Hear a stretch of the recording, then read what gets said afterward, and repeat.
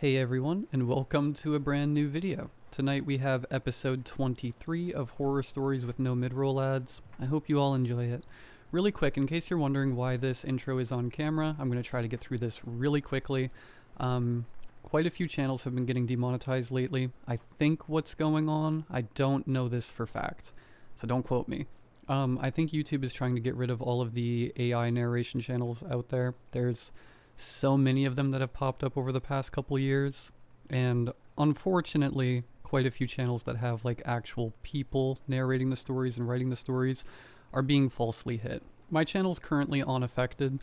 I haven't gotten any emails. The channel is still monetized as of right now, but this is my way of dotting my I's and crossing my T's so that if my channel ever comes under review, they can see that I'm a real person and hopefully I keep my monetization.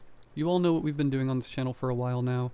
There's one ad when you click on the video, one after the intro, and then there are no more ads until the video is completely finished. That way, you have 2 hours of horror stories, uninterrupted. You can just relax. You don't have to click through any ads, nothing like that. And I really don't want to lose what little income I currently have off this channel. So my way of hopefully combating that is just from here on out, I'm going to record these intros on camera. I will not be recording the stories on camera. I don't think it's necessary, and I also just really don't want to. I didn't get into this to be famous or to be a personality. I just really like sitting in the corner of my bedroom at night, turning on the microphone and telling horror stories. That's all I want this channel to ever be. So hopefully this is my way of continuing to be able to do that. Just making sure, that way if my channel ever comes under review, they can see I'm a real person, and hopefully, no issues arise. So that's that. Anyways, sit back, do whatever it is that you do to relax. We have some really awesome stories tonight. Enjoy them right after the ad break after this intro. There won't be any more ad breaks after that one. And hopefully in future videos there will be an ad break after the intro, because I want to at least earn a little bit. I do spend a lot of time on these videos, so yeah, probably an over explanation. Narrator, by the way, been doing this like 10 years, can't even get through a sentence, but yeah, I hope you all enjoy. Sit back, do whatever it is that you do to relax, and as always, I hope you all have a great night.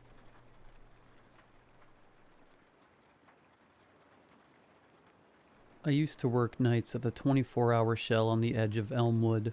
Flickering sodium lights, the diesel stench that never quite left your clothes. The clock above the register stuck 3 minutes behind, like even time was too tired to move. A typical shift was nothing. Count the same pack of Marlboros for the 3rd time at 4 a.m. Listen to the coffee machine gurgle like it was dying. Watch moths spiral into the bug zapper outside until the pop, pop, pop sounded like distant gunfire. Sometimes a regular drunk, old Ray would stumble in. Buy a tall boy and a single scratch-off he never won. He'd scratch it with his thumbnail, mutter next time, and shuffle back into the dark. Routine. Safe. Boring enough to make you forget how empty the streets sounded at 3 a.m.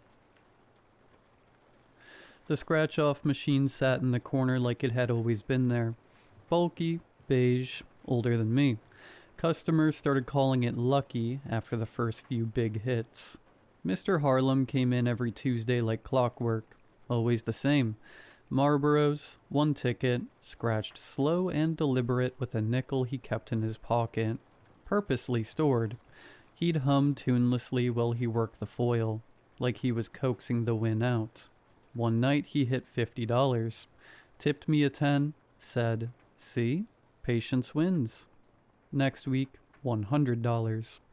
He started scratching slower each time, eyes fixed like he was afraid to miss a silver flake. Harlan stopped coming by after he won a few more times. Odd for a routine-driven guy like him. Sheriff Rowland stopped by now and then. Always for a blue raspberry slushie mid-shift. "This stuff never gets old," he said with a blue smile. I asked him about Mr. Harlan, given that this was the second Tuesday he didn't show. Mind if I ask you something, Sheriff? He set the slushie on the counter, adjusted his glasses.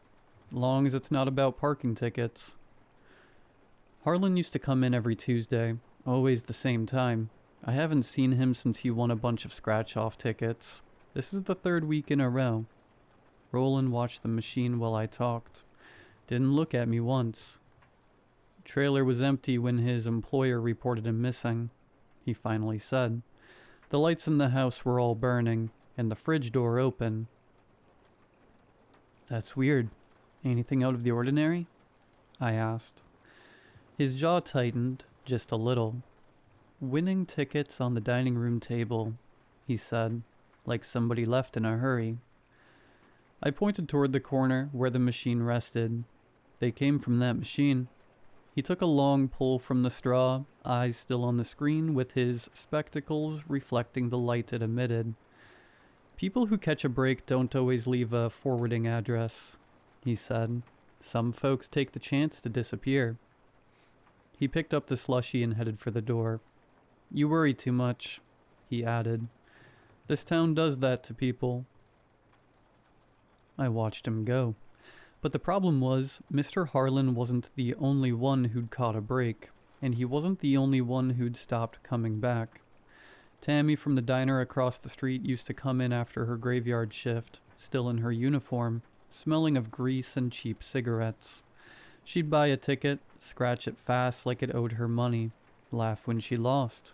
After her $200 win, she started showing up later and later, alone, eyes glassy.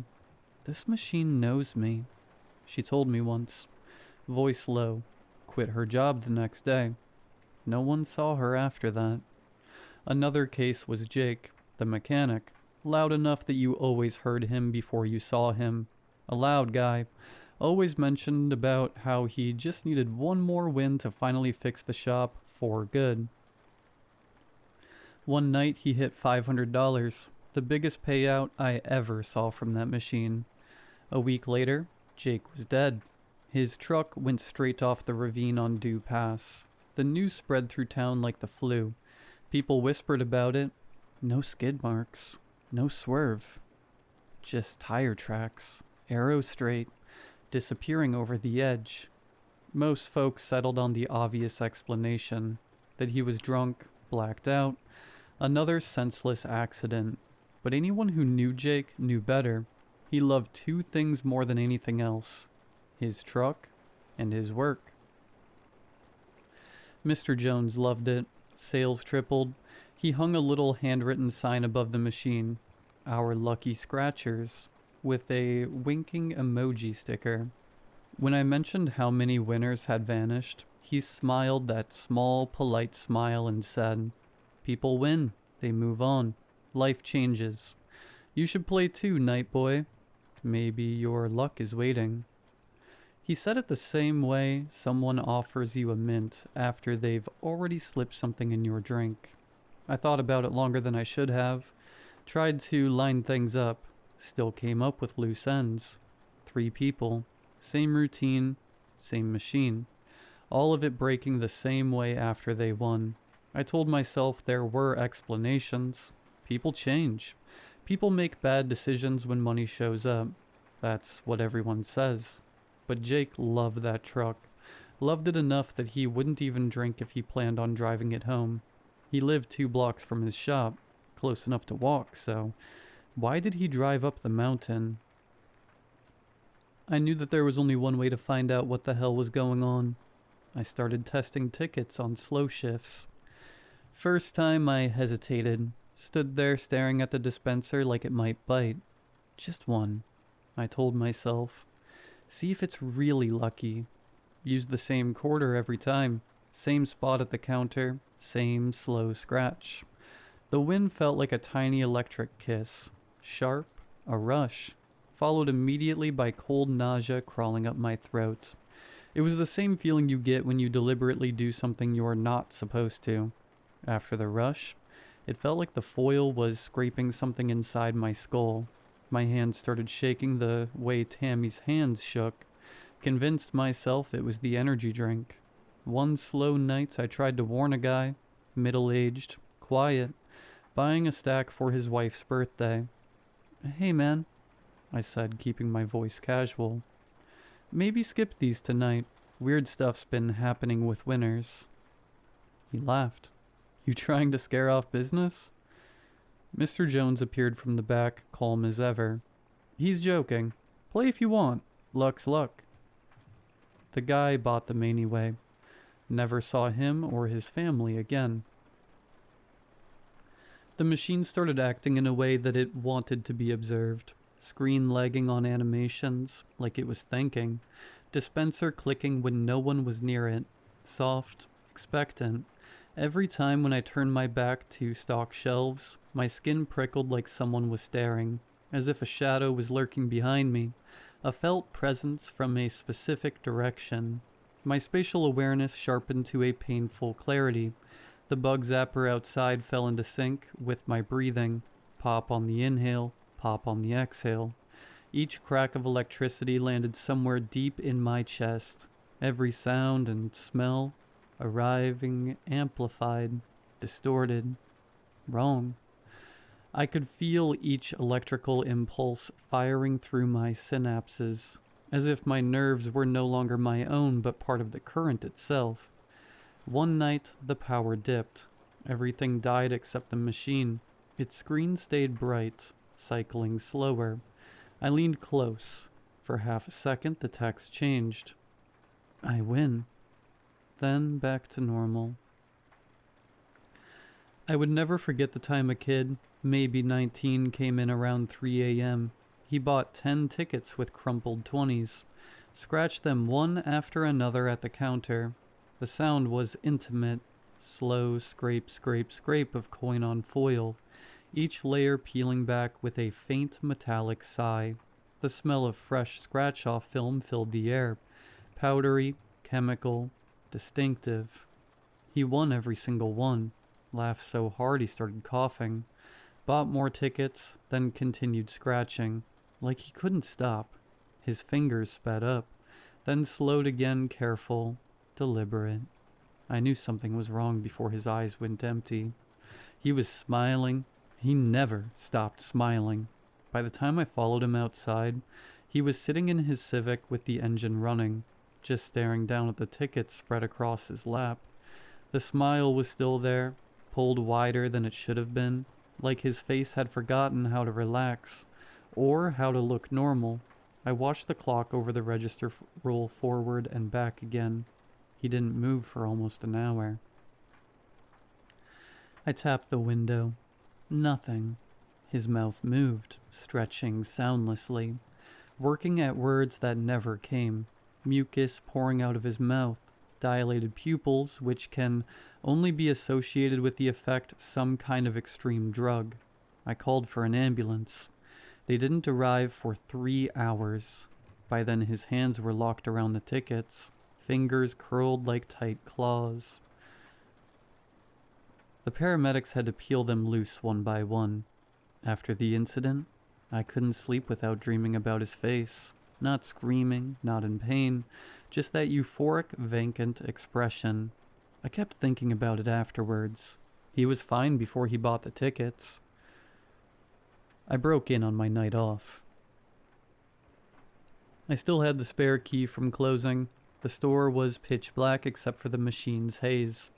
Its glow pulsed softly, slow and inconsistent, like it was breathing. I stood there longer than I meant to, weighing consequences I already knew I would ignore. I was drawn to it, to the light, to the smell of freshly printed hard paper, to the shimmer of silver foil, and the dry whisper it made when peeled away. My mouth watered. The hair along my arms and neck stood on end. Tears pooled in my eye sockets as the urge to scratch and win swelled until it filled every inch of me. I acknowledged it, communicated with it without words. I wanted to obey it. Then a moment slipped past. What felt like a trance, a waking daydream where my body simply took over. My arm reached out on its own, fingers closing in on the print button. I tore myself away and yanked the plug from the wall, heart hammering.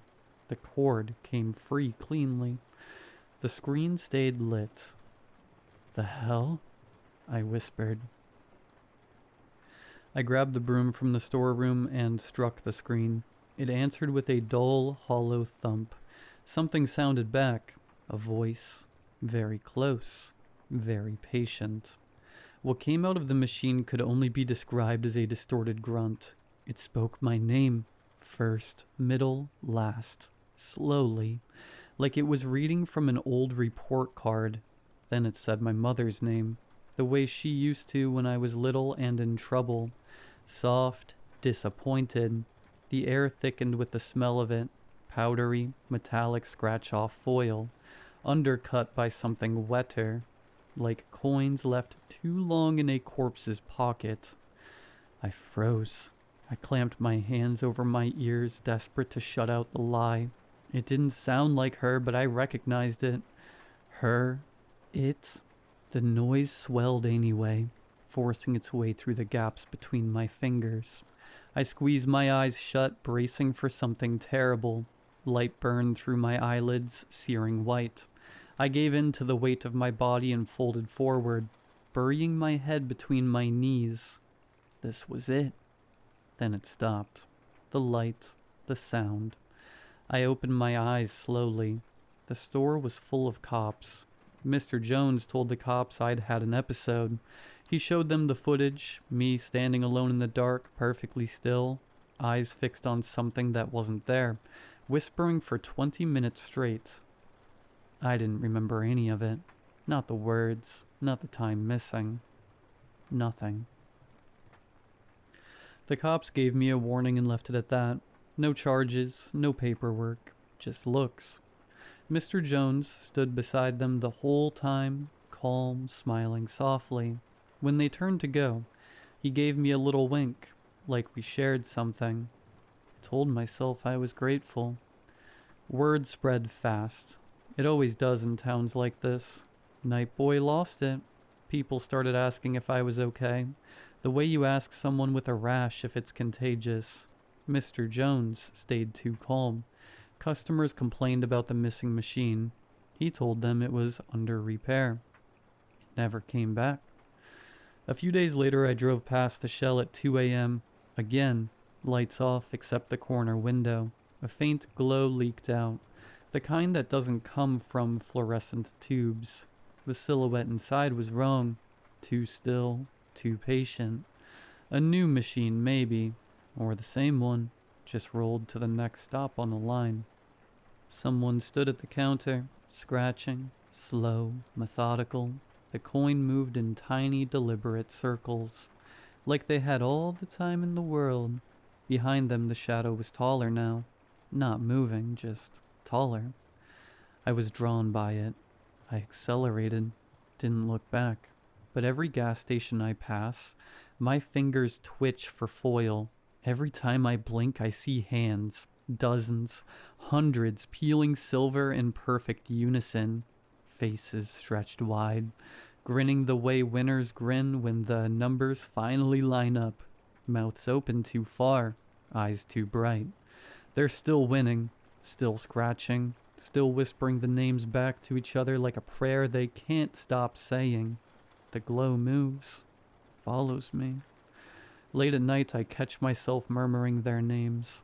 Not mine, theirs, curious of what I escaped, and why they failed.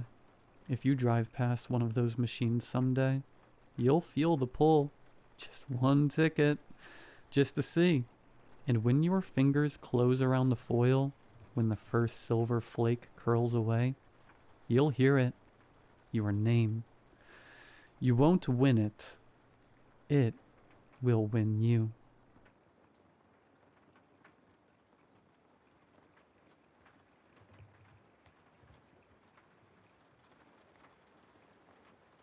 Jack's Falls isn't the kind of town that gets written about in travel magazines.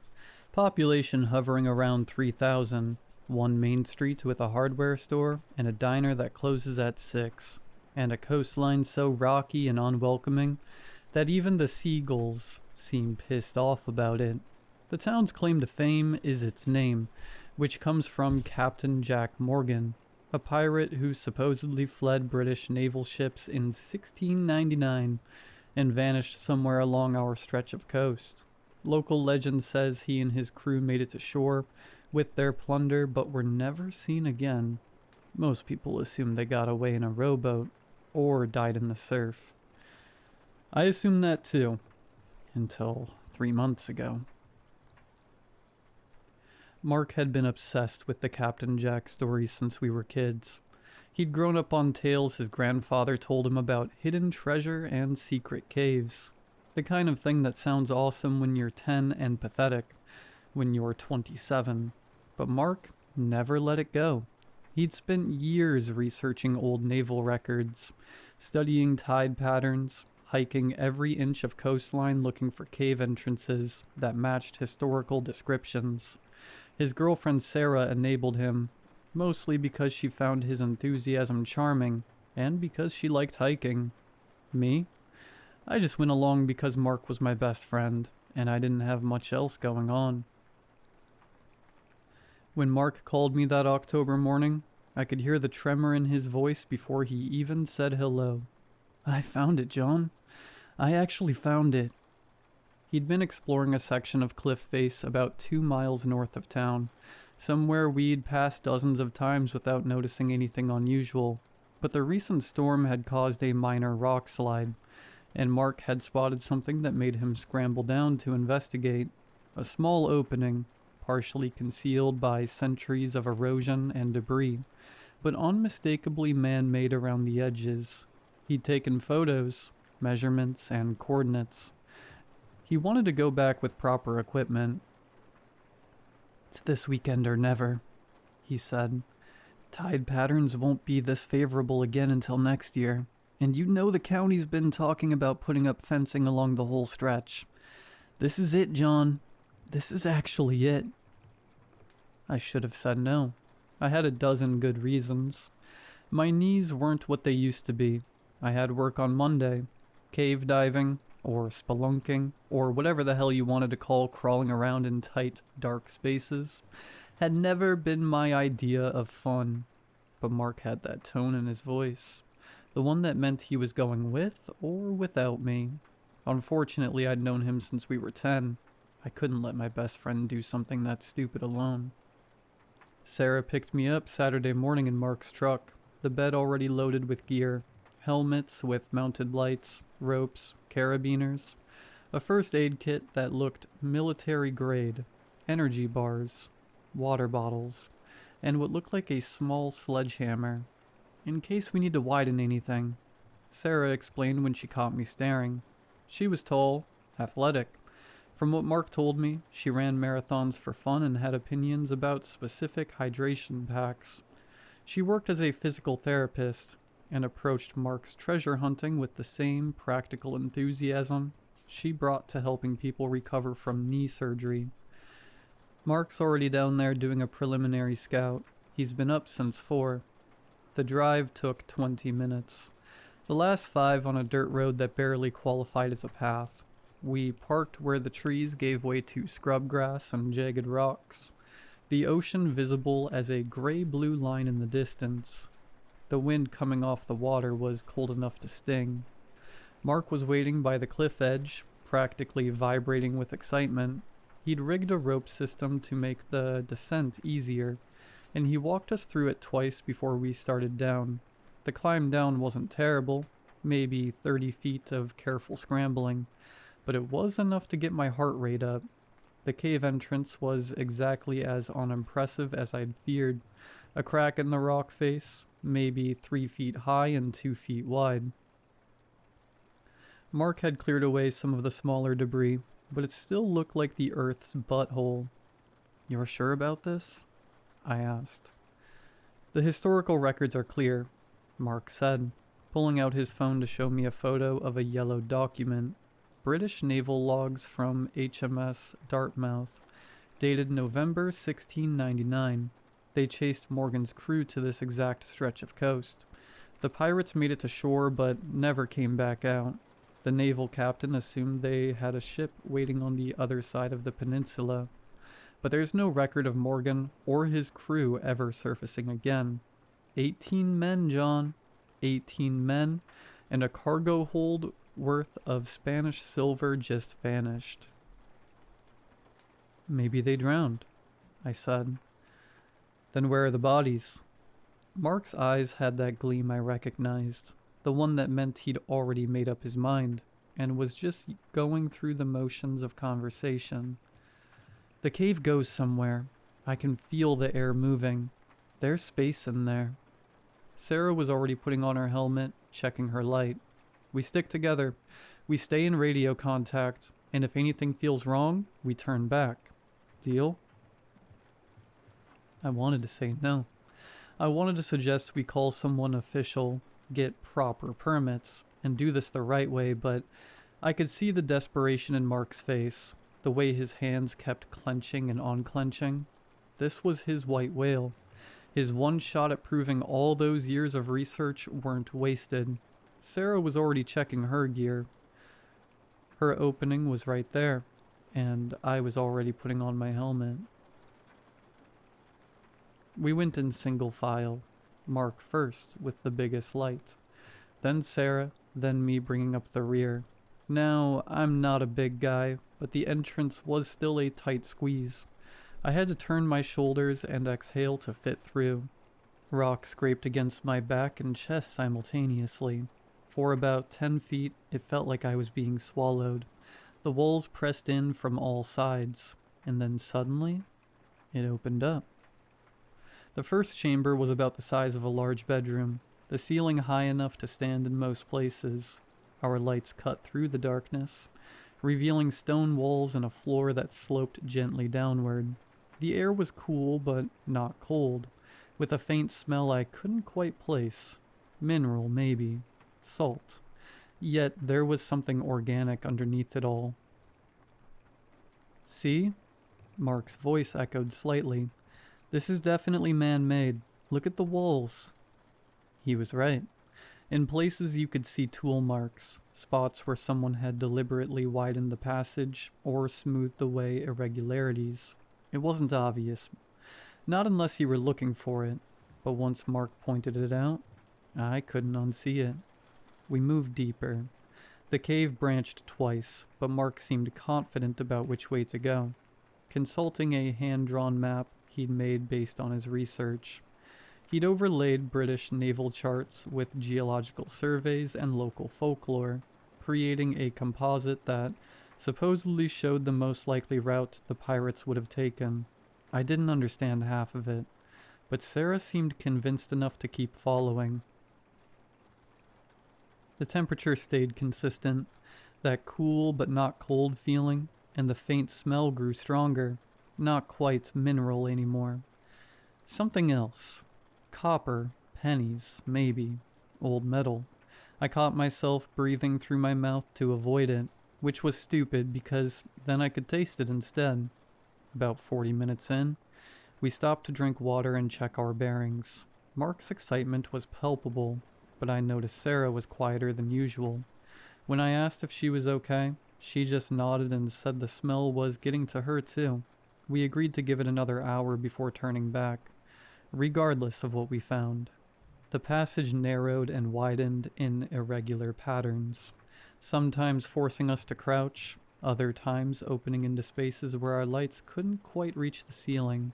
In one large chamber, we found the remains of old torches, just charred bits of wood that crumbled when Mark tried to pick one up. Evidence someone had been here before, which made sense given the pirate story, but also made the place feel more oppressive somehow. It was as if we were following in the footsteps of doomed men.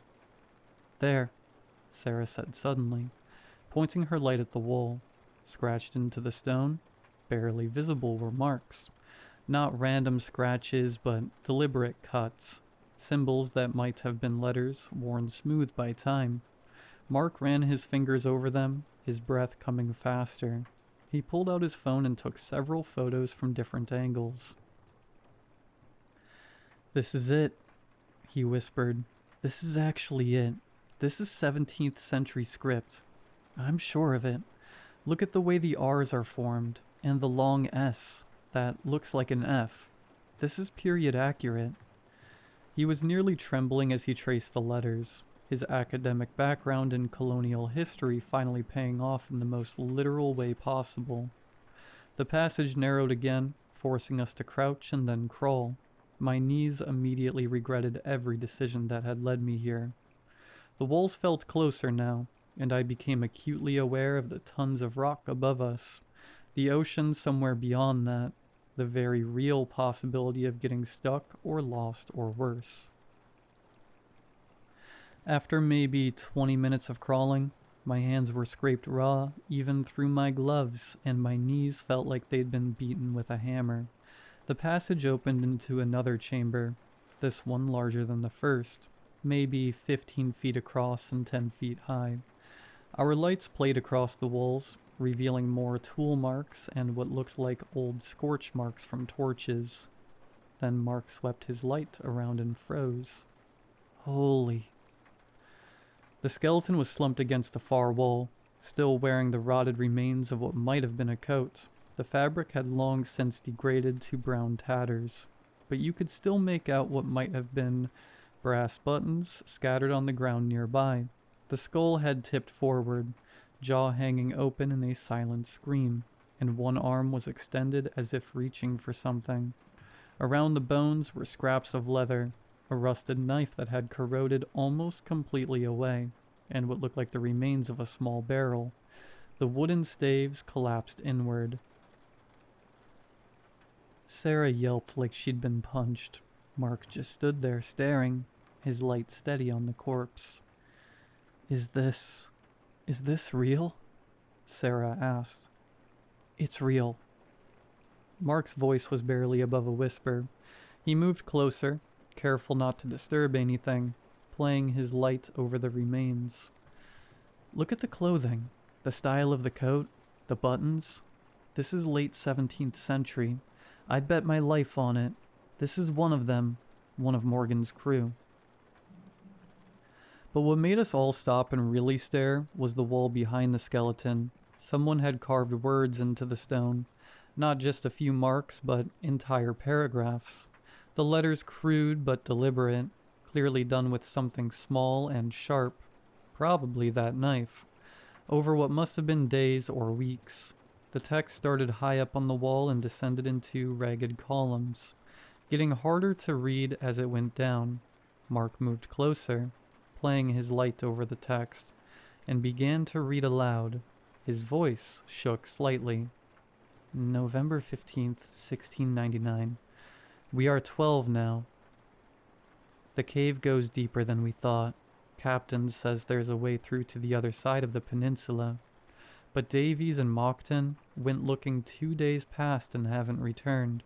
We hear them sometimes, calling from below, but we search and find nothing. The handwriting was rough, the spelling inconsistent in the way of men who'd learned their letters late in life. But the message was clear. Mark moved his light down, finding more text carved in shaking lines. November 18th. The food is running low. Captain has ordered rationing. We dare not to go back the way we came. The Navy dogs are surely waiting at the entrance. James swears he heard Davies calling from somewhere below, but we search and find nothing. The air tastes wrong down here. Thomas says it's the damp, but I know better. Something's not right. Jesus, Sarah breathed. She moved closer to me, and I realized she was shaking. More text, the letters growing more cramped and erratic as they descended the wall, like the writer had been running out of space or time or sanity. November 22nd. 5 more are gone. They went deeper, seeking another way out, seeking fresh air, seeking anything but this tomb. The captain is changing. He speaks of voices in the dark. William says the treasure is cursed and we should leave it, abandon it in the deepest hole we can find, but the captain will not hear of it. He guards it like a dragon guards gold in the old stories of Mother used to tell. The walls feel warm to the touch now, which makes no sense in this deep. We are far below the sun's reach. The water that drips from above is thick and sticky, not clean like it should be. It leaves stains on our clothes. Jacob drank some yesterday despite warnings and has been sick ever since. He cannot stop crapping himself. The smell is awful. I reached out and touched the wall where the writer had mentioned warmth. The corpse was right. It was warm. Not hot, but distinctly warmer than it should be this far underground. At least 10 degrees warmer than the air around it. I pulled my hand back and found my fingertips slightly damp with that same sticky residue. "Keep reading," I said. Mark continued, his light moving to text that was barely legible now. The letters scratched so hard and fast, they'd gouged the stone in places, leaving deep furrows that our lights cast shadows in. November 27th. 3 of us remain. Jacob died yesterday. We buried him in the tunnel, but this morning he was gone, as if the cave swallowed him whole. The captain has taken the treasure and Thomas deeper into the cave. He says the voices told him where to go. He is mad. We are all mad. The cave breathes, I swear it. At night I hear it. A great bellowing sound like a whale. The walls pulse. Yesterday I saw John Carver embedded in the rock up to his waist. Still alive but unable to move, his eyes following me as I passed. He was begging me for help, but I did not know what to do. I tried to dig him out, but the rock was soft like clay, and it only made him sink deeper. When I returned hours later, he was gone, only a stain remaining like someone had spilled wine. The thing in the caves, it hungers. It feeds slowly. It savors. "Okay," I said. "Okay, we should go back." "Are you kidding?" Mark's eyes were wild in the light of his headlamp. "This is it, John. This is the actual historical record of what happened to them, and the treasure. He says the captain took it deeper. It's still down here." "Mark, this is clearly a man losing his mind," Sarah said, but I could hear the uncertainty in her voice. Walls that breathe? People embedded in rock? He was starving and dehydrated. "Then explain this." Mark pointed to a spot on the wall where the text ended. There, carved with what must have been the last of the writer's strength, were final words. "It took them all. It will not let us leave." Below that, a date, December 3rd, 1699. And below that, scratched so deep the stone had cracked, "It beats." The silence that followed was broken only by the sound of our breathing and a faint dripping somewhere in the darkness beyond our lights. "There's another passage," Mark said, pointing to a gap in the far wall. "If the captain went deeper, that's where he'd have gone. The treasure is down there." "Mark, no," I said. "This is insane. We should document this. Come back with professionals." "By the time we do that, the county will have sealed the cave. You know they will. This is our chance." He was already moving toward the gap, Sarah following after a moment's hesitation. I looked at the skeleton one more time, at those empty eye sockets and that reaching hand, and then I followed my friends deeper into the earth. The passage was tighter than anything we'd encountered so far, a squeeze that required moving our packs and pushing them ahead of us while we crawled on our bellies. The rock pressed in from all sides, and for one horrible moment, I was certain I'd gotten stuck. My chest too large for the gap, my hips wedged between unyielding stone. Then something gave way, and I popped through into a larger space where Mark and Sarah were waiting. "You okay?" Sarah asked. I nodded, not trusting my voice. My hands were shaking.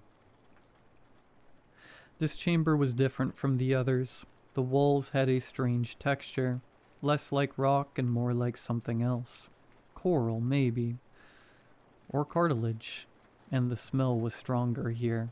That copper penny scent mixed with something organic and faintly rotten. Mark ran his hand along the wall and frowned. This doesn't feel like limestone. What does it feel like? Sarah asked. I don't know. It's softer and warm. Really warm. I touched the wall myself and immediately regretted it. He was right. It was warm, almost body temperature, and the surface had a slightly yielding quality, like pressing on firm rubber. When I pulled my hand away, my fingertips came back damp with something that wasn't quite water. It was thicker, slightly viscous. When I rubbed my fingers together, it felt like alkaline, like the slick you get from dissolving soap. We should turn back, I said again. Look. Mark's light had found something embedded in the wall. A coin. A gold coin. Its surface tarnished green but unmistakable. Spanish doubloon. Has to be. Sarah, take a photo. She did. Her camera flashed momentarily, blinding us all. Mark pulled out a small pry bar from his pack and began working at the coin. Mark, don't. The coin came free with a wet, sucking sound. Mark held it up triumphantly, turning it in the light. Then Sarah made a sound, and we both looked to where she was pointing. The wall where the coin had been was bleeding. I wish it was stained water or some mineral seepage. But it was blood. Thick, dark blood that welled up from the hole and began to run down the wall in slow rivulets. What the... Mark whispered. The wall around the wound began to pulse, slowly at first, then faster, a rhythmic motion that spread outward in ripples, and somewhere in the distance, deep in the cave, we heard it, a sound like thunder, like drums, like a heartbeat. Thump, thump, thump, thump. Okay, Sarah said, her voice tight. Okay, maybe we should. The wall bled faster, the blood now flowing freely, and more of those pulsing ripples spread outward. In my peripheral vision, I saw movement, other areas of the wall beginning to shift and flex. We need to go, Sarah said. Now. But Mark was already moving forward, his light catching something in the passage ahead. Wait. Do you see that? More coins. Dozens of them. Embedded in the walls and floor like metal studs and leather. And beyond them, a larger space. A chamber. Against every instinct I had, we moved forward. The walls here were unmistakably organic. The texture was wrong. The color was wrong. It had shifted from gray stone to something redder, mottled with darker patches that looked disturbingly like bruises. The floor was wet, covered in a thin film of that same viscous fluid, and our boots made soft squelching sounds with each step. The heartbeat sound was louder now, no longer distant. It echoed from all directions, making it impossible to tell where it was coming from. Thump, thump, thump, thump. The chamber opened before us, and Mark's light found the treasure. It wasn't the pile of gold I think we'd all imagined. Instead, the coins and silver pieces were embedded in the walls and floor. Hundreds, maybe, all partially absorbed into the red organic tissue that made up the chamber. Some were still visible as distinct objects. Others were half dissolved, their edges blurred and melted into the flesh. And in the center of it all, surrounded by the treasure, were the bodies. They should have been skeletons after 300 years, but they weren't. They were corpses, preserved in various states of decay, their clothing rotted to rags, but their flesh still clinging to their bones. Some were embedded in the floor, sunken halfway into the tissue, as if the cave had been slowly digesting them. Others stood upright, held in place by growths of that red tissue that wrapped around their limbs, and torsos like vines. One wore what might have once been a captain's coat. His jaw hung open, and in the empty socket of his mouth Something glistened wetly. "This isn't real," Sarah said, but her voice carried no conviction. "This can't be real." The heartbeat was so loud now, it made my ribs vibrate. Thump, thump, thump, thump. And as I watched, one of the corpses moved. It was subtle at first, just a twitch of the fingers, a slight turn of the head. Then the jaw began to work, opening and closing slowly, and those empty eye sockets seemed to fix on us. Another corpse moved, then another. The tissue that held them in place began to pulse and contract, pushing them forward, helping them move. They pulled free from the walls with wet tearing sounds, leaving dark cavities behind that immediately began to close. "Run!" I yelled. "Run!" We turned and fled back the way we'd come, but the passage was changing. The walls were contracting, the space narrowing with each pulse of that massive heartbeat. Behind us, I could hear shuffling, scraping sounds as those things pulled themselves from their resting places and began to follow. Mark reached the squeeze point first and threw himself into it, his pack scraping against the walls. Sarah went next, and I could see her struggling, the space tighter than it had been just minutes ago. The walls were warm and wet and moving, contracting slowly like the throat of something swallowing. I glanced back and saw them coming, moving with horrible purpose. Their movements were jerky and wrong, limbs bending in directions they shouldn't. The captain was in front, and as I watched, he opened his mouth and that wet, gleaming thing inside flexed and reached forward. I threw myself into the squeeze and immediately realized I was in trouble. The space was too tight now, the walls pressing in from all sides. I could hear Sarah ahead of me, could see Mark's light on the other side, but I couldn't move forward. The tissue around me pulsed and contracted, and I felt something give way beneath my stomach, the floor softening and beginning to pull me down. "John!" Mark's voice, distant and panicked. "John, move!" I pushed with everything I had, my pack catching on something, my helmet scraping rock. Behind me, one of those things reached the squeeze and began to force its way in, its body compressing and bending in ways that made my stomach turn. I could smell it now, that rotting copper smell, and I could feel its breath on the back of my neck. The floor beneath me softened further, and with horror I realized it wasn't just soft, it was dissolving.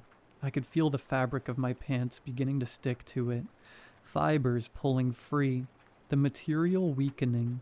The tissue was digesting me, slowly but surely, breaking me down. With a final desperate heave, I pushed forward, felt something in my chest pop, and when I was through, tumbling, Mark grabbed me and hauled me to my feet. "Go, go, go," Sarah yelled. We ran. The walls pulsed with each heartbeat, narrowing and widening, trying to slow us down. More of those things were appearing, pulling themselves from the walls like hatching insects, their movements growing more coordinated as we watched. The tissue responded to them differently, helping them rather than hindering them, pushing them forward while trying to hold us back. We reached the skeleton and the writing, and I thought we might make it. The entrance was just beyond.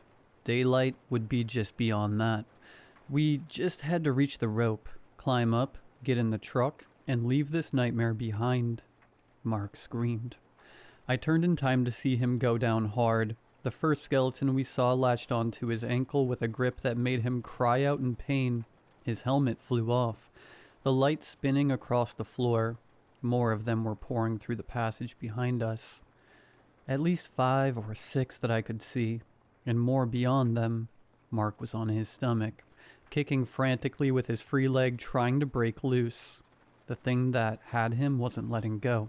Its fingers had sunk into his jeans, and where they gripped, I could see dark stains spreading, the fabric dissolving under its touch. Sarah dove for him without hesitation, grabbing his arms, trying to pull him free. Her face was twisted with effort and terror, tears streaming down her cheeks. I've got you, Mark. Just hold on. But the thing was winning, dragging him backward inch by inch toward the others. Mark's fingers scraped against the stone floor, leaving streaks of blood. His eyes found mine, and in them, I saw absolute terror. John, help me. I took a step forward, my hands clenched into fists. Every instinct I had was screaming at me to help them, to grab Mark's other arm, to fight those things off with whatever I had left. Then I saw what was behind Mark. More of them. At least a dozen, shambling forward from the deeper tunnels with those jerky movements. Their bodies bent at wrong angles.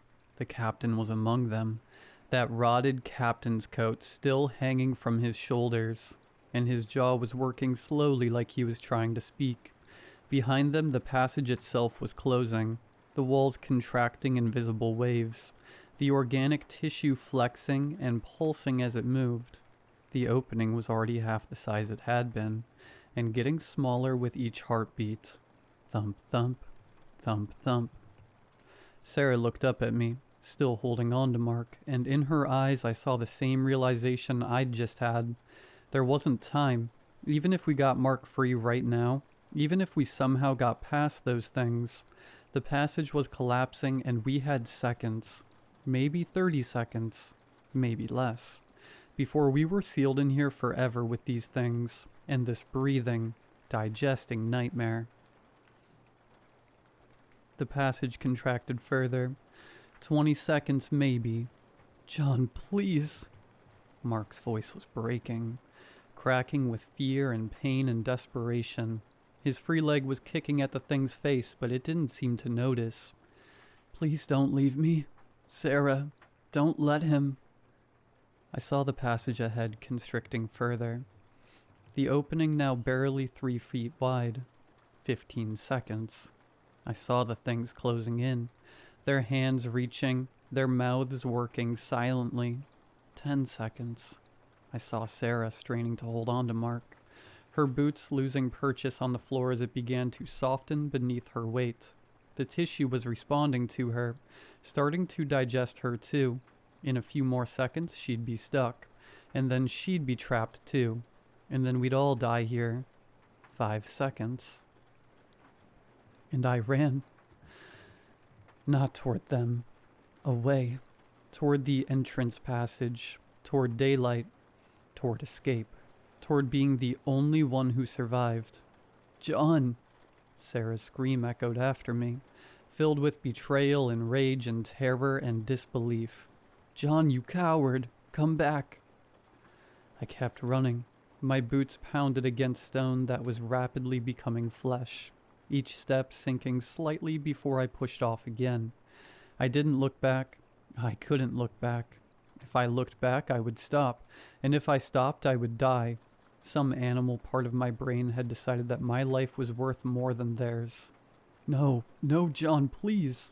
Mark. Sarah's voice was receding now, but I could still hear her sobbing. Mark, hold on. I won't leave you. I won't. The passage was narrowing fast now, the organic tissue contracting in waves that chased me up toward the surface.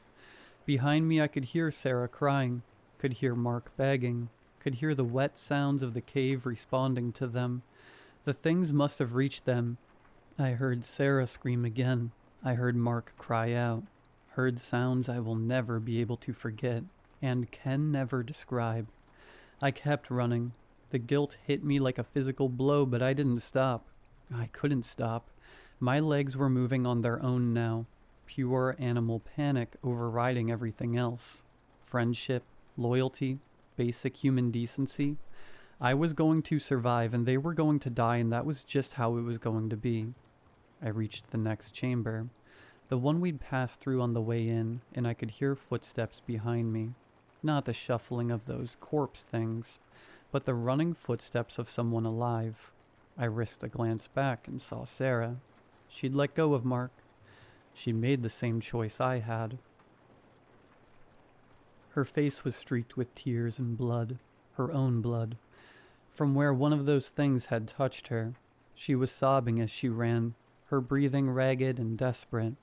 When she saw me looking back, she screamed something I couldn't make out over the sound of my own heartbeat, and the cave's heartbeat and the wet, sliding sounds of those things pursuing us both. We ran together toward the entrance passage, the tunnel that would take us up and out and back to daylight, an air that didn't taste like copper and stone that was actually stone. I could see the opening ahead, that blessed crack of gray light, and then I saw what was between us and it. The passage was contracting, but not evenly.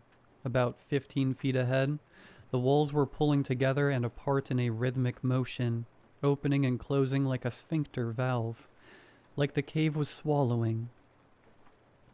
The opening would dilate to maybe 4 feet wide, then contract down to less than 2 feet, then open again. Thump, thump, open. Thump, thump, closed.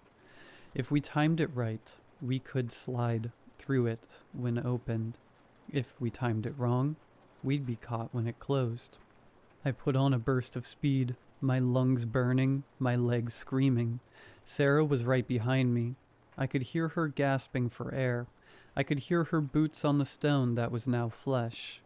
"On 3, she shouted. "We go on 3. I reached the sphincter first. It was open. The passage wide enough to crawl through, but as I approached it began to close, the walls contracting with muscular force. I waited, counted the rhythm. Open for about 3 seconds, closed for 2. Open, closed, open. "Now," Sarah yelled. I threw myself forward and slid through on my stomach, the walls brushing my back and chest as they contracted around me. For one horrible second, I thought I was stuck, thought the passage would close on me and cut me in half. Then I was through, tumbling into the larger space beyond. I turned back to help Sarah. She was halfway through when the passage spasmed. It wasn't the regular contraction I'd been expecting, but a violent convulsion, like the cave had suddenly clenched every muscle at once. The walls slammed together and caught Sarah's left leg below the knee. She screamed, a sound so full of agony it barely sounded human. "Help me, John! Help me!" I crawled forward, grabbed her outstretched hands, and pulled. She screamed louder, her fingers digging into my wrists hard enough to leave bruises I'd find later. But I couldn't move her. The passage had her leg and it wasn't letting go. When I looked down, I saw why. The floor beneath her was softening, turning from flesh-textured stone into actual flesh. Her caught leg was sinking into it, the fabric of her jeans dissolving where it touched the tissue, and the tissue was moving up her leg, climbing higher, beginning to absorb her. I could see it spreading, see her pants disintegrating, see her skin starting to blister and melt where the flesh touched it. "Pull harder," she screamed. "John, pull!" I pulled. I braced my feet against the wall and pulled with everything I had. Sarah's hands were slipping in my grip, slick with sweat and that viscous fluid that was everywhere now. Behind her, I could hear movement in the tunnel, could hear those things shambling closer. The passage spasmed again, and Sarah shrieked as it crushed her leg further. I heard bone break, saw her knee bend in a direction it shouldn't. It had her up to mid-thigh now, and it was spreading faster. Her shirt was starting to stick to the ground, the fabric pulling apart, threads separating and dissolving. She looked up at me with eyes that were somehow still fighting, still refusing to accept what was happening to her. "Don't you dare leave me. Don't you dare." Behind her, one of those things reached the sphincter, the captain, his rotted face passing through the wall of flesh, pulling into something that might have been a smile. He reached an arm through the flesh, fingers stretching towards Sarah's back. The passage spasmed again, And this time when it clenched, I saw Sarah's eyes go wide with a different kind of pain. The tissue was inside her now. I realized. It had absorbed through her skin and was working on her organs, her blood, everything that made her, her. And the captain's hand was 6 inches from her head. I looked at Sarah. I looked at that hand. I looked at the opening beyond that was starting to close. The exit that would trap me here if I didn't move in the next 5 seconds. Sarah saw it in my face, saw the calculation, saw the decision I was making. John, no, don't you dare. Don't. I let go of her hands. She reached for me, fingers grasping, face twisted with betrayal and desperation. John. I backed up, just out of her reach. The captain's hand was almost on her now.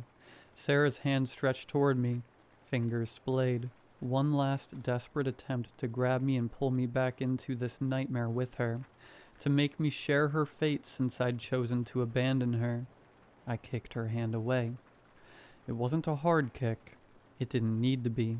Just enough force to knock her arm aside, to give me the extra second I needed to turn and throw myself at the closing gap. Her scream followed me. You coward. I hope it finds you. I hope it never lets you go. I squeezed through the narrowing space, felt tissue close around me, felt it begin to pull and digest and absorb. For one terrible moment I was certain I would die here, stuck halfway between chambers while the cave slowly consumed me, and Sarah's screams echoed in my ears. Then my fingers found purchase on harder stone, real stone, and I pulled with strength born of absolute terror. The tissue tore as I ripped free, leaving strips of my clothes and skin behind, and then I was crawling toward light and air and escape. And then I was out, tumbling down the cliff face, the rope Mark had rigged catching me after a short fall. I hung there, gasping, my entire body shaking, and I heard it. From inside the cave, muffled by rock but still audible, John, please, it's got Sarah, it's... Mark's voice, still alive, still conscious, still begging me to come back. I hauled myself up the rope, ignoring the scream, scrambled to the top of the cliff and ran for Mark's truck. The keys were still in Sarah's pocket, but Mark had hidden a spare under the wheel like he always did. I started the engine with shaking hands and drove away without looking back. I told the police I'd gone alone, that Mark and Sarah had stayed behind planning a different hike, that I'd suggested they check the caves, but they'd seemed more interested in the coastal trail. I lied to their parents, to their friends, to the search and rescue teams that spent 2 weeks looking for them. I lied to everyone. The cave entrance had sealed itself. When the rescuers finally found it 3 days later, it looked like it had been closed for centuries. Just another crack in the rock face that led nowhere. They went in with equipment and cameras and found only stone. The chambers were gone. The passages collapsed. The organic tissue vanished like it had never existed. But I know the truth. I know what's down there, breathing in the dark, digesting my friends slowly over years or decades or centuries. I know that somewhere in that living rock, Mark and Sarah are still conscious, still aware, their bodies breaking down cell by cell while the cave savors them like fine wine. And I know I left them there.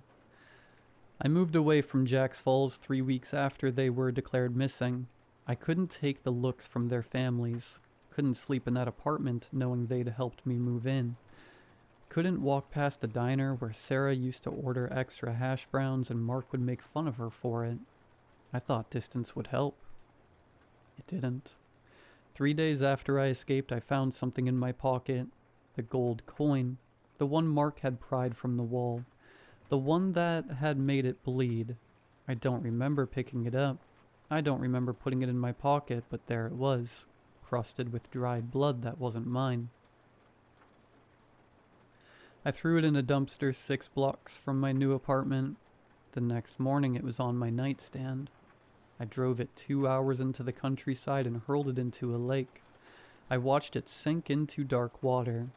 That night I woke up with it clutched in my fist. My hand closed so tight around it that the edges had cut into my palm. My sheets were soaked with sweat and that same sticky residue. My pillow smelled like copper. I tried putting it in a safety deposit box. The bank called me the next day saying there had been some kind of mistake with my box number, and when I went to check, the box was empty and the coin was in my car's cup holder. So now I keep it. I carry it with me everywhere because I've learned that fighting it only makes things worse. And every day it gets a little warmer. Every day I can feel it pulse a little stronger. That rhythmic beat that matches what I heard in the cave. Sometimes when I hold it, I can hear them. Not voices exactly, but something like voices. A distant screaming that might be wind in a tunnel, or might be something else. And buried under that sound, 2 words repeated over and over in Sarah's voice. Come back. Come back. Last week I caught myself looking up driving directions to Jack's Falls. I don't remember opening my phone. I don't remember typing anything. But there it was, route calculated, estimated arrival time 3:47 a.m. The coin is getting hotter. Last night it burned my palm when I held it, leaving a mark that looks disturbingly like a mouth.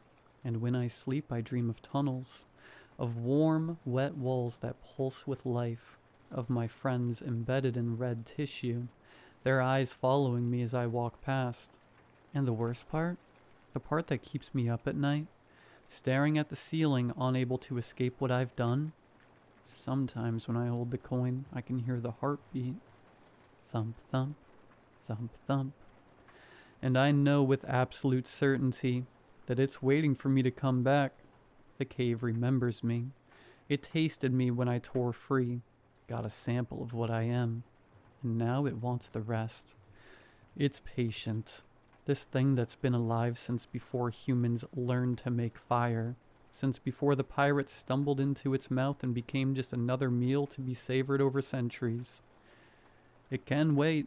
It has time. And eventually, whether from guilt or curiosity or some pull I can't even begin to understand, I know I'll go back. The cave is patient and it hungers. If you're reading this and you live near Jack's Falls, stay away from the cliffs north of town. Don't go looking for cave entrances or pirate treasure. Don't investigate if you hear sounds coming from the rock face. And if you do go, despite this warning, despite everything I've told you, if you find yourself in tunnels that feel too warm, if you see coins embedded in flesh-like walls, if you hear a heartbeat echoing through the dark, run. Don't look back. Don't try to save anyone. Don't hesitate. Just run. And pray it lets you go.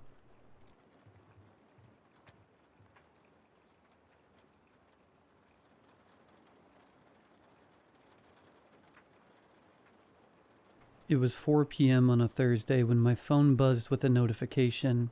I had just returned from my last class of the day and wanted nothing else than to lie on the lumpy dorm mattress and nap.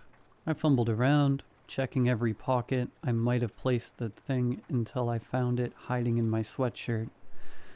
My heart skipped a beat when I saw the notification that filled the screen. Hey, Silver.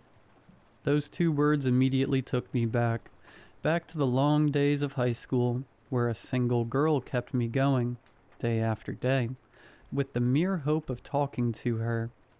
Lily. I stared at the message for a long time before my phone buzzed again with a new notification. Wanna go on an adventure tonight?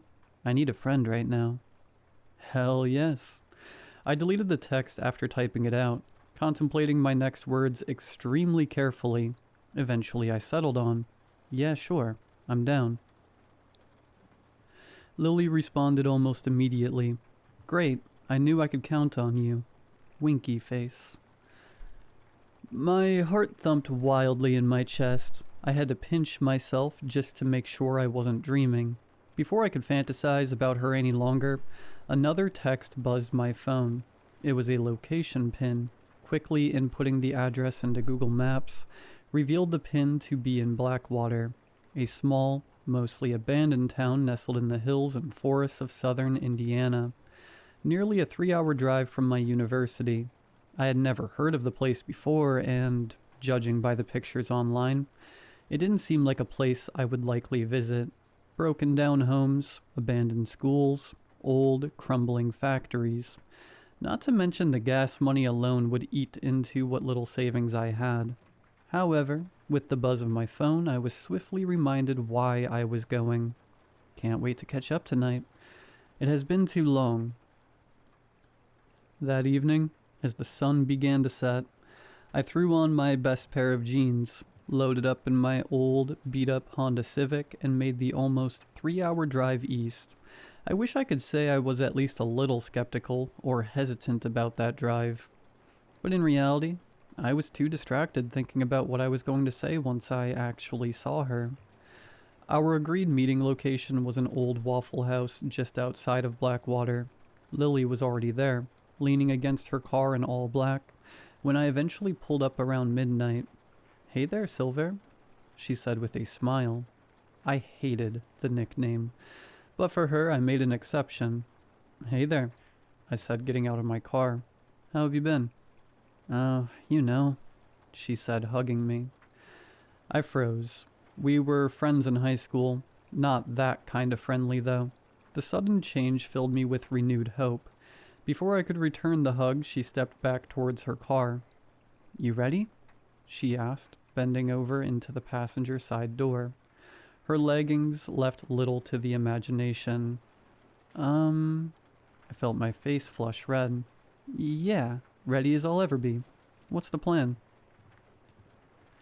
"Oh, breaking, entering, that sort of deal," she said, hauling out a large, cumbersome backpack from her car.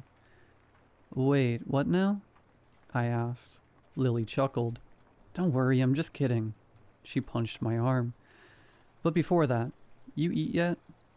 We ended up in a corner booth on the otherwise empty Waffle House. A plate of crispy bacon shared between us.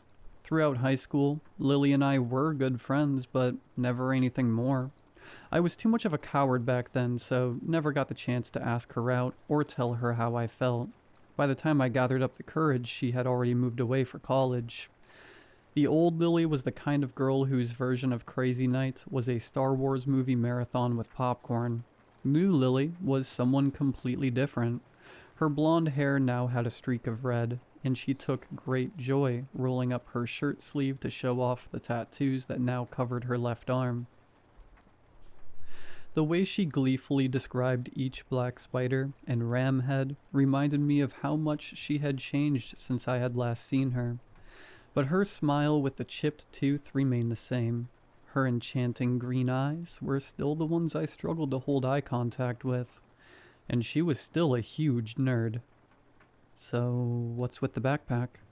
I asked, gesturing to the bag which took up half her booth. You know, just school textbooks, homework, that sort of thing. I'm a library science major now, so I get to see all the old basement books and..." Her hand struck the bag with a thwack. "Have to haul some around." An hour ticked by in the blink of an eye. It felt exhilarating to reminisce and joke with Lily again, but there was something nagging at the back of my thoughts the entire time. I started. "What's all this about?" "What's what about?" "You know," I gestured around. "This." Lily took a deep breath. I just need a good friend tonight," she finally admitted. Hesitating only for a moment, I reached across the table and scooped her hand in mine, giving it a gentle squeeze. "It's okay. You can tell me." "It's my mom." Her eyes watered, but she quickly blinked away any tears. "She passed away a year ago today." I was never good with comforting grief. "I'm sorry." Lily grasped my hand in both of hers and looked directly into my eyes. I have a huge ask of you. Yeah, I said, blushing. Whatever you need. I need to go there, where she died, but I need you there with me. Cool night air whipped past us as we stepped outside, though my face still felt warm. You mind if I drive? Lily asked. My car is making a weird noise and I could use your help. Yeah, sure, but are you sure about this? I asked. Yes, I need to be there. It was not what I anticipated when she first texted me, although in all honesty, I don't know what I was expecting, but I was going to stick it out, not just because I had already driven all the way to Blackwater, but because Lily needed me. I remember meeting Lily's mother all those years ago. She was sweet and kind, and the two of them shared a bond that made most parents envious. Lily never mentioned how she passed and I didn't push. Blackwater was as dreary and run down as the pictures online portrayed. In the darkness of the overcast night, the buildings took on a haunted, accursed look and feel that made me slightly uneasy. Lily didn't seem to mind, however. She had returned to her bubbly and energetic self. Don't let my confession weigh you down, she said as we cruised through the derelict streets. My mom wouldn't want us to be sad remembering her. Her car never ended up making a noise, though I wrote it off, not thinking too much about it. Our destination came shortly after in the form of a long, overgrown driveway, disappearing into the trees and hills beyond. Lily turned onto the road. A tall, wrought iron fence greeted us with the gate sitting fully open. Ah, crap, Lily muttered, seeing the gate. What's wrong? I asked. The gate's open, Lily said. Means there's a cop up there. How do you know? What is this place?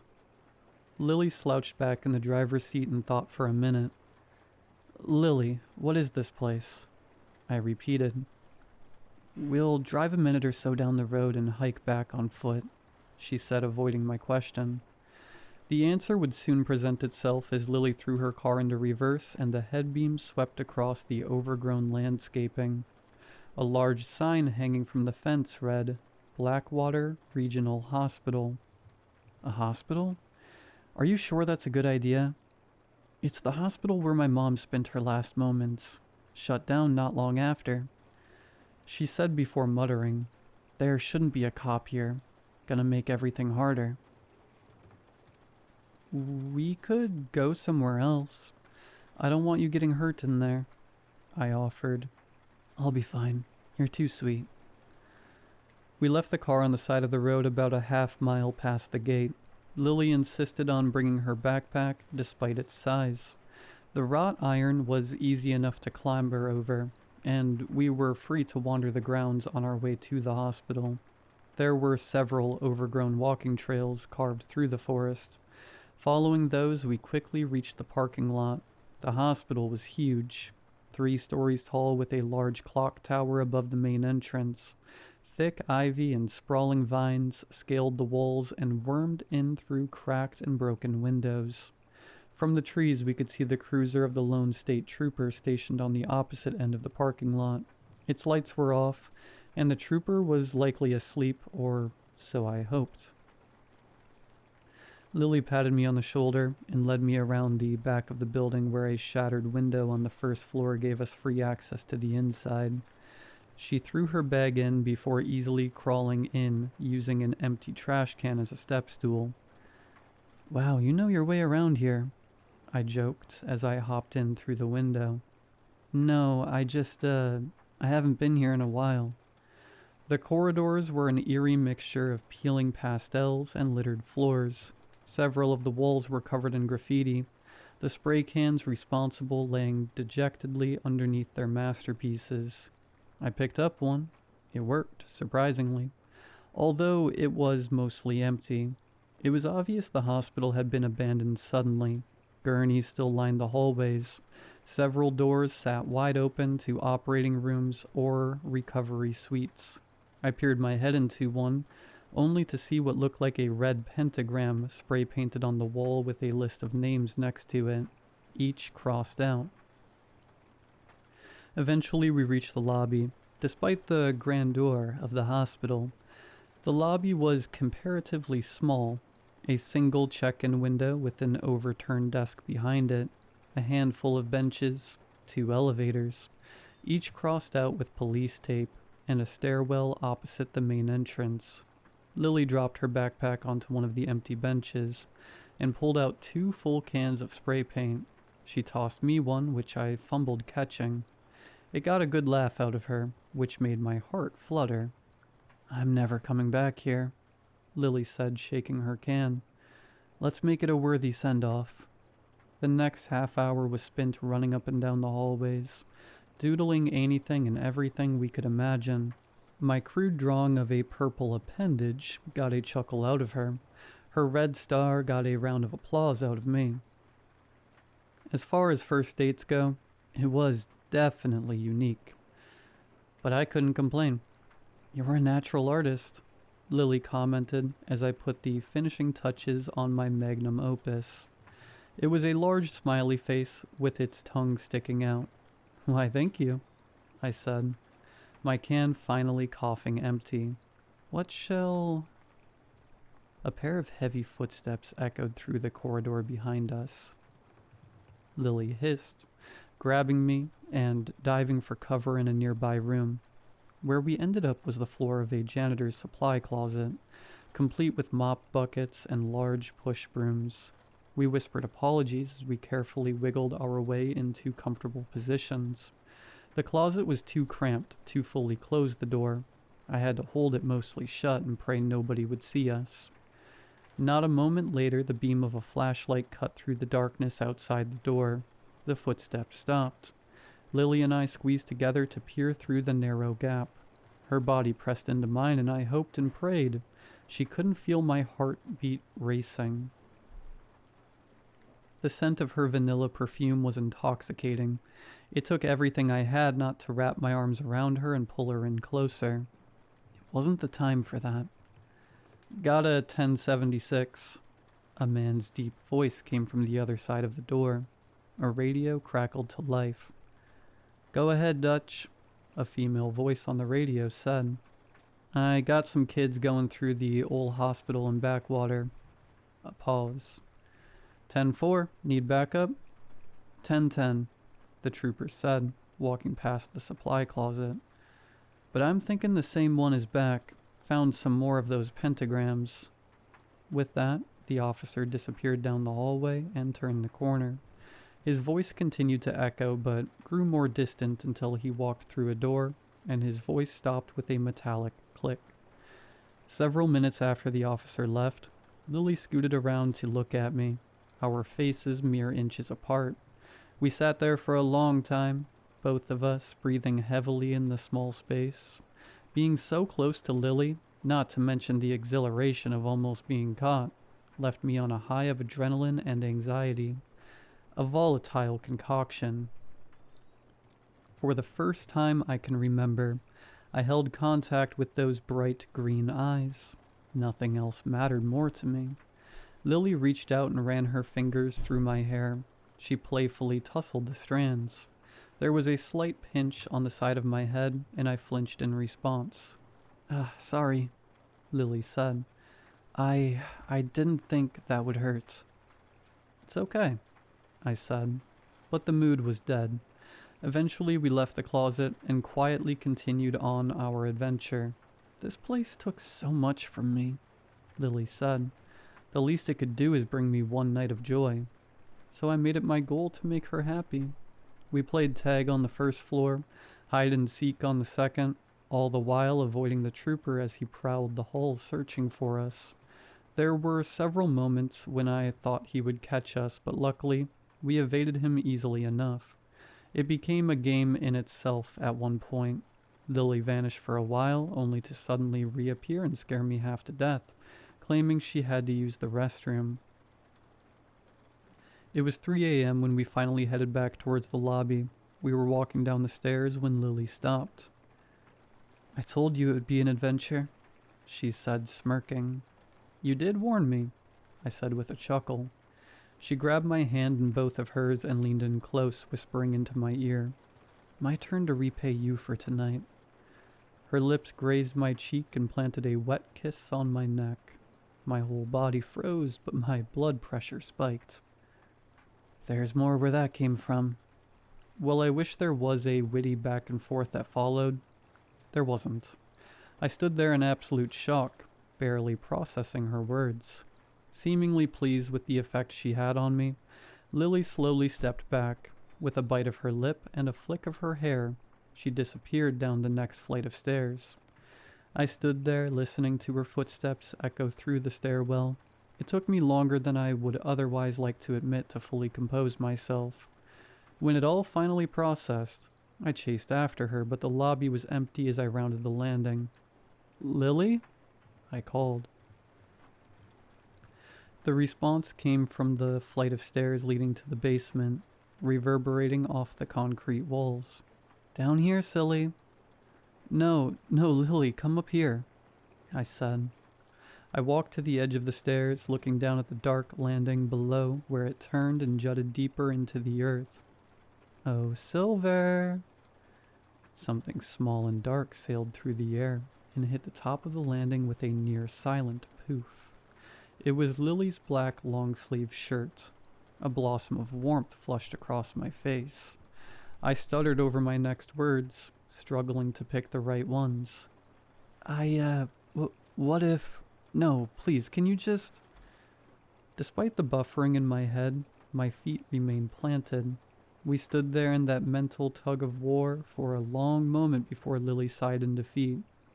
Fine, she said. You're no fun. The small insult hurt, but the relief made it worth it. Wait, what? Lily whispered, just loud enough for me to hear. Lily? Oh my God, Lily shrieked. Oh my God, what is that? I heard nothing except her footsteps and screaming disappeared deeper into the basement. The human body is an incredible product of thousands of years of biological evolution. It is so incredible, in fact, that most of the human population have two distinct and independent brains, one in the chest and one in the head. And in a moment like that, and every moment leading up to it, I was thinking with the wrong one. My footsteps echoed through the hospital as I barreled down the stairwell, using the railing to swing myself around at the landing. A pipe laid across the floor, almost tripping me, but I grasped it and wielded it like a bat. I stopped as soon as I stepped onto the last flight of stairs. The corridor beyond was nearly pitch black. There was almost no light save for a faint orange hue flickering through an open door halfway down the hallway. The air was cold, frosty even, and stale, with a distinct tinge of rust, antiseptic, and vomit. I accidentally kicked a rattle can on the stairs, its metallic pangs making me flinch as they reverberated through the darkness. Lily? I called out. Nothing. Glass crunched under my shoe as I slowly reached the final step. The smell was stronger now, more forceful. Bile rose in my throat, but I forced it down. That was when my foot grazed against something on the floor. A shoe, then another. Socks after those, followed by a pair of jeans. Lily's stripped clothing led suggestively towards the room with the flickering light, though there remained no sign of Lily. I hesitantly followed the lure, noting that many of the doors were covered with police tape. Scratches dug into the floor like drag marks. Although they were much older, strange blotches of red and brown stains dotted the walls. I reached the glowing door. My hands ached as my grip on the pipe tightened till my knuckles turned white. The room beyond was a surgical clinic, a stretcher laid out in the middle, medical cabinets lining the walls. There was nothing that would have been out of place for a hospital. That was, except for the candles. There were hundreds, maybe even thousands, of red candles covering the floor and furniture. Their wicks sputtered as they burned, releasing a putrid smell that could best be described as rot, decay, and death. The bile returned with a heavy cough as my breath caught. Pulling my sweatshirt over my nose did little to mitigate the smell. I almost left right there, when something caught my attention. Lily's backpack sat on the gurney, books and tomes spilling out. "Lily," I hissed. No response. Carefully, I stepped deeper into the room. Small gaps between the candles gave me a slim walkway through the wax towards the gurney. The tomes splayed out on the stained sheets looked old and delicate. I dragged my fingers along one of the covers. It had the feel of a strange worn leather, not the familiarity of cow's hide. Several of the books had numerous colorful sticky notes peeking out from between yellowed pages. I opened one of the tomes. It sat center stage, the largest and most denoted. Upon its cover bore a simple image of an eye. Firelight danced across its aged pages like dancing demons. Each of the manuscripts were brimming with dense sprawls of strange text, accompanied by horrid, brutal portraits. One page depicted strange, cloaked figures, dragging bound swine, cattle, and humans towards a burning hole. A blue sticky note next to the illustration read, "Contract, question, question, question mark. 03/27/2010 through 03/27/2011. Then I reached the most denoted chapter and my blood ran cold. One of the pages folded out to be several times the tome's size. An enormous illustration of a grotesque, foul beast. An impossibly long and spiraling monster with the body of a centipede. Its carapace was dotted with an infinite number of eyes. Legs like human arms, winding and winding, staring, judging, hunger and pride and wrath. Beneath the portrait read a single line of text. Pandemonium Ragnot Resanoth Erigit. I went to close the book when something poked my palm. 2 small white triangles stuck out from the bottom of the book, sharper and newer than one of the regular pages. I tugged at the white corners only for 2 photographs to slide free of the accursed tome. One I recognized to be Lily's mom. She sat in a recliner, a wide smile plastered on her face. A lock of hair similar to hers was taped to the top corner, but it was the second photograph that caused my hands to shake holding them. It was me. An older picture, likely from high school, but it was unmistakably me. And just like the previous picture, a small bundle of my hair was taped to the photo. I slammed the book shut, crumpling several of the pages between the covers. I whimpered, grabbing at my collar, suddenly feeling claustrophobic. What the? It was then I noticed something that had eluded me earlier. A single candle in the far corner of the room, partially obscured by some decrepit medical equipment. It was burned out, smoke wisping from the snuffed wick. I don't know why I found it so strange. For a couple seconds I stared at it. Another wick fizzled out, this one right next to the previous. Then another. Slowly, the candles began to die, emanating from that corner and making a direct path for me.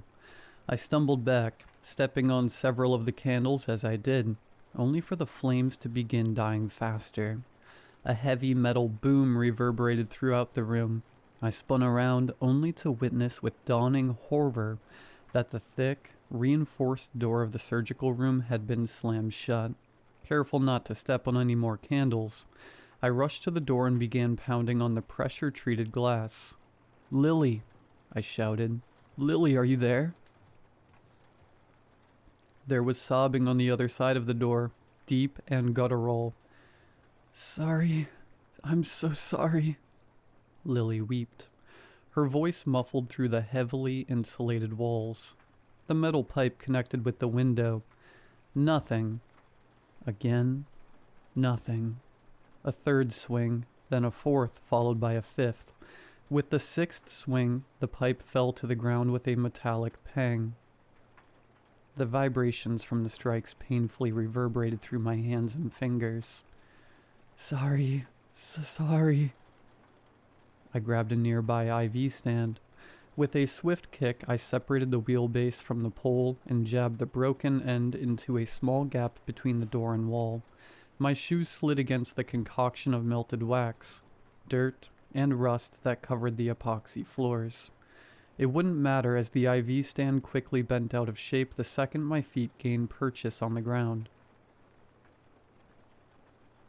A quick glance behind me almost made me whimper in defeat. The dead candles had made it to the gurney in the center of the room. The candle demon was drawing closer. It was only a matter of time now until it reached me. I planted my back against the door and slid down till my butt hit the floor, pulling my legs close to me. I buried my head in my arms and let the tears flow freely.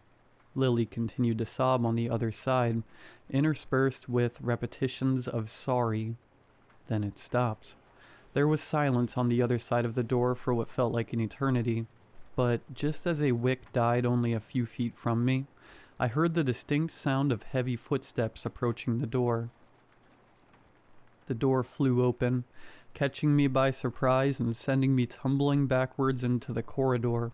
A flashlight immediately trained on my face. Well, the trooper drawled. Got you. The state trooper grasped me by my hood and hauled me to my feet. I struggled to keep my legs beneath me, a mixture of relief and fear causing them to feel like jelly. Come on, the trooper said, pushing me towards the stairs. Thank you, I managed in a weak voice. You won't be thanking me for long. You're going straight to... No! A blood-curdling scream echoed from behind us. We both turned to see Lily, there in the middle of the hallway. She stood at the end of the corridor, past the glowing door, just barely within the flashlight's illumination. She was stripped down to her underwear, revealing the lattice and cross patches of scars and fresh cuts that covered her right arm and chest. Her cheeks shimmered with fresh tears. Something metallic glinted in the light. She held a large, ornate knife in one hand, the blade freshly stained red. Jesus Christ, the trooper muttered under his breath. What the hell did you do to her? Lily, no, I stammered. Shut up, he hissed, shoving me down hard onto the last step and handcuffing one of my wrists to the railing. No, I didn't do anything to her. I protested. I said shut it. The trooper jabbed a finger at me before turning to Lily. Ma'am, put the knife down. I'm here to help. The trooper held out one hand while the other hovered near his taser. He slowly crept down the hallway, only sparing a quick glance into the glowing room as he reached it. Before the trooper could open his mouth to say anything more, the candle closest to the open surgical room door died. What happened next occurred in the blink of an eye. A fraction of a second, the state trooper, standing in the middle of the corridor, was suddenly and violently propelled into the wall. His body struck the surface with such an immense and terrible force. The sickening sound of bones snapping and crushing, of his skin, muscles, and organs bursting. What was once a 6-foot 1-inch man was reduced to a thick, coagulate sludge of human debris and tattered clothing no more than a few inches thick. It stayed on the wall for a few seconds before slowly sliding down into a horrid mess on the floor. I couldn't breathe. The shock had stolen my breath and blurred my vision. It was impossible to steal my gaze away from the grotesque remains on the floor. The trooper's flashlight had been torn from his grip when he fell and now lay dejectedly pointing at the wall opposite. Bare footsteps smacked against the epoxy floors as Lily swiftly began towards me from the darkness. Hey, wait. I put up my free hand as I reached behind me for anything I could defend myself with. Lily passed through the beam of the flashlight. Her soulless, tear-filled eyes stared at me like a mechanic would a tool. The ornate blade still firmly in her grip. "Lily, wait!" Just as Lily began to reach for me, my fingers finally gained purchase on the lip of a rattle can. I whipped the can around and sprayed it directly in her face, orange paint going everywhere. She sputtered and coughed, holding her hands out as a barrier as she stumbled backwards. I continued spraying until the cans wheezed empty. I threw it at her before groping around blindly behind me for another. Lily slipped on the growing pool of red and gray fluid emerging from the remains of the state trooper. She fell backward into one of the nearby door frames. There was a hollow pop followed by an ear-piercing wail. Lily screamed, grasping her wrist. I pulled at my cuffs, but to no avail. Lily wiped at her face, orange paint coming off in streaks. She began to cry and moan, alternating between rubbing her eyes and cradling her wrist. A glint from the pile of flesh near my feet stole my attention. A key. I scrambled down as far as the cuffs would let me and stretched for it, kicking around blindly with my shoe. Lily groaned in pain, propping herself against the doorframe as she slowly stood. Her bloodshot eyes narrowed on me. What have you done?" she muttered. With sloppy, uneasy steps, Lily staggered towards me, wrath and hatred plastered on her face as her lips curled downwards into a scowl. You were supposed to die." For an instant, something flashed on Lily's face. The rage was replaced with something else, a familiar recognition and knowing terror. Suddenly, just as the trooper before her, Lily was propelled backwards into the darkness of the hallway at a horrific speed. Her scream choked out as the sudden thrash stole her breath. A wet thumping sound came from the darkness ahead of me. "Please," Lily shrilled. I continued to blindly kick around, praying with all my might that the keys would present themselves. "Please don't." Crack. "I'm sorry." Pop. "Mommy, I just want..." Snap. Tears streamed down my face, hot and fast and free. The keys skitter across the floor towards me. A miracle it was that they did not slide farther away. I quickly loosened the cuffs and scrambled up the stairs on my hands and knees. I crashed through the lobby. Through my panic, I found the front door. Throwing my whole body weight into it proved fruitless, especially after seeing the chain and padlock on the inside. Likely the trooper's doing. Cursing the dead man, I continued on, trying every door and window I stumbled upon, each find deflated, my hope more and more.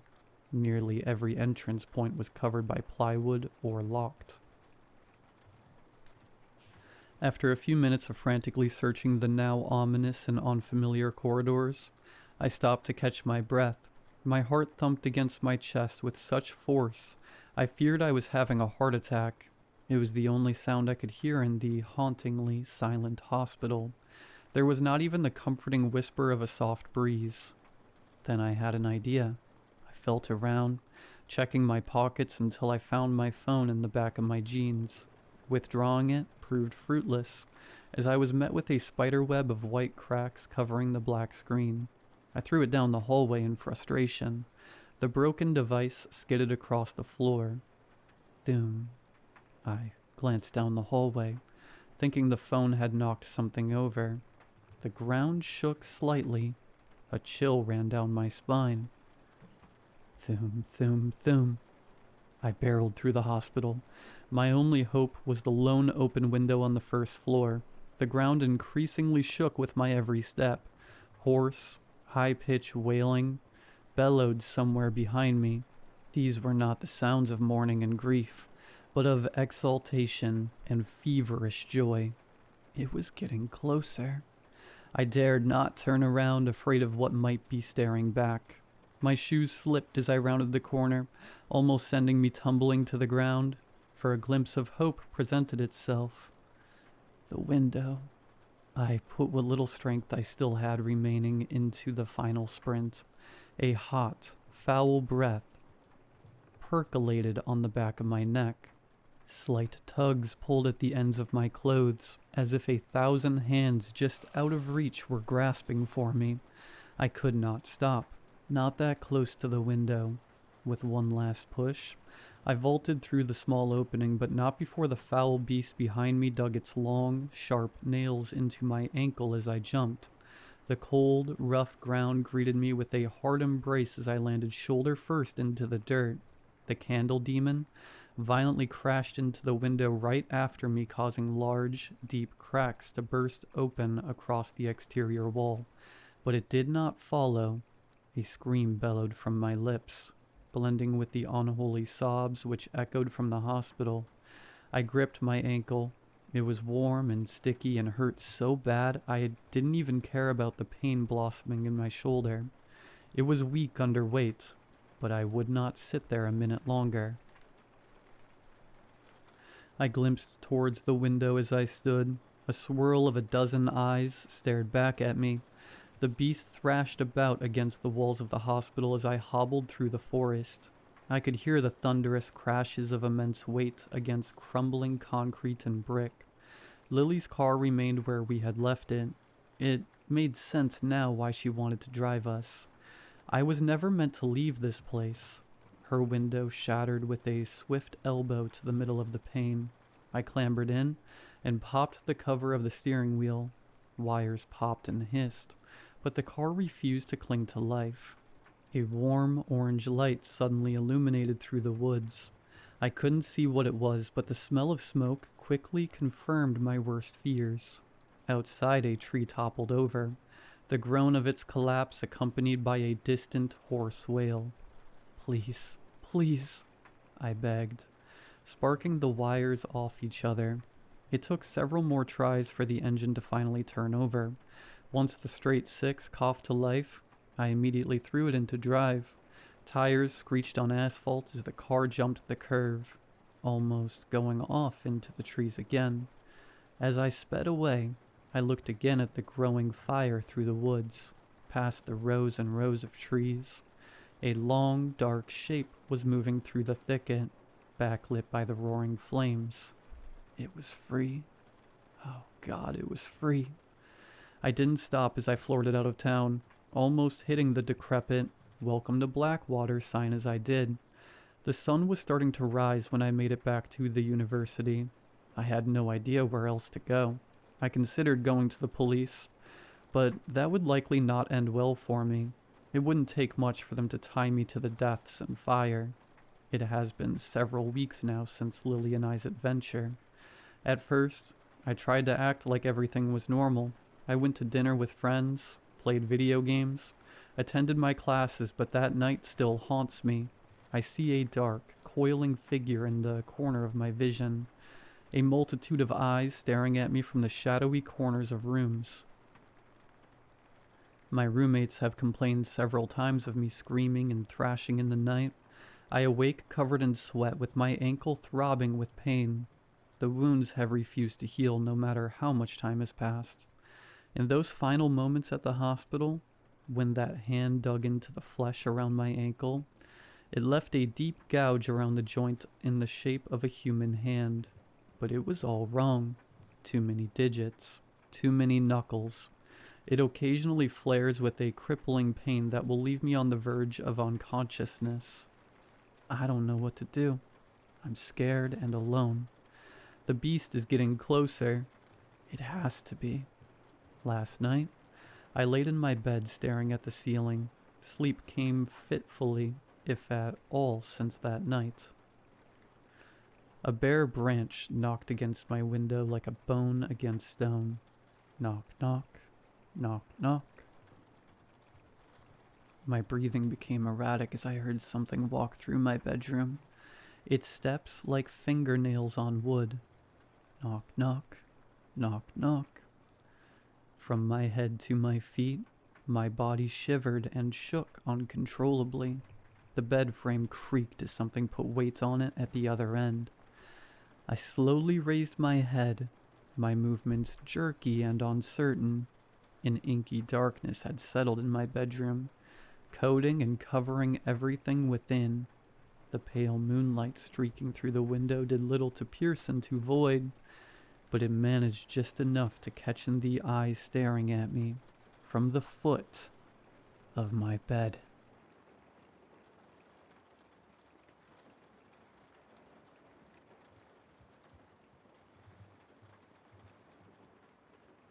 I've worked at Daryl's Pizza since I was 14. It's the only restaurant left open late into the night. It sits past the last streetlight on the edge of town. The building looks newer than it is, like it learned how to survive by pretending. Inside, everything is clean but worn down in a way that feels intentional. Red vinyl booths, cracked just enough to show their age. A pinball machine hums quietly in the corner. An old racing game loops the same track it's probably shown for decades. The smell is what gets you first. It's familiar in a way that doesn't make sense, like something you remember from before you were old enough to form memories. A few locals sit in the booths most nights. They don't talk much. They don't need to. When you look at them too long, you get the strange sense that you've known them forever without ever learning their names. Daryl usually runs the register himself. He's tall, thin, and looks like he hasn't slept properly in years. His hair is long, dark, and always looks slightly oily, no matter how often he washes it. He sweats constantly, straight into his apron, and somehow never seems embarrassed by it. He also makes the best pizza I've ever eaten. The sauce is unreal. Rich, sweet, sharp in a way I can't place. The first time I tasted it, I remember thinking something felt wrong. Not spoiled, just aware. Like it knew I was there, like it recognized me. Or maybe that was just my imagination running ahead of itself. That thought disappears the second it hits my tongue. My dad is the chief of police, and he buys Daryl's Pizza for the department at least once a week. Says it keeps morale up. That's probably the only reason Daryl hired me in the first place. Most mornings, I'm there before sunrise, making dough beside him while he stirs the sauce. He keeps the radio on low, usually My Chemical Romance, and works with the focus of someone performing a ritual he's done too many times to count. I asked him once what his secret was. He slowed his stirring, turned the radio down, and told me it was an old family recipe passed down from his great-grandfather. He said it the same way someone recites something they don't fully believe anymore. When I pressed him, he rolled his eyes and hissed like I'd insulted him. Italians. The thing is, Daryl doesn't look Italian. He's far too pale, and he hates garlic. Hates it in a way that feels personal. I found that out the hard way. I had barely finished asking about adding garlic to a pizza when his expression changed. He lifted one long, untrimmed finger, pale, almost gray under the fluorescent lights, and pointed at the door. "Get out," he said, "and never come back with garlic. Ever." I don't remember him touching me. Somehow I ended up outside. The door shut behind him, trying to piece together how I'd gotten there. The next morning, I barely had time to step inside before he was in front of me. I didn't hear him approach. He grabbed my shoulder hard enough to make my vision blur. "You didn't bring me any garlic, did you?" His voice didn't sound like his voice. His eyes looked wrong. Too dark, too sharp, like he was focusing on something just past me. "No, sir," I said. The pressure vanished instantly. He laughed, light and familiar, like it had all been a joke. My shoulder burned for hours afterward. Nothing else strange happened for a while, except the freezer in the basement.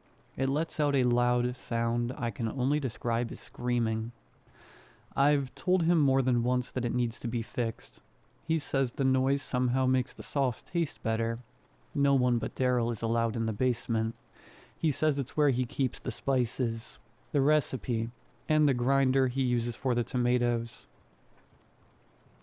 He also says there's no light down there, but that's fine because he's used to working without them.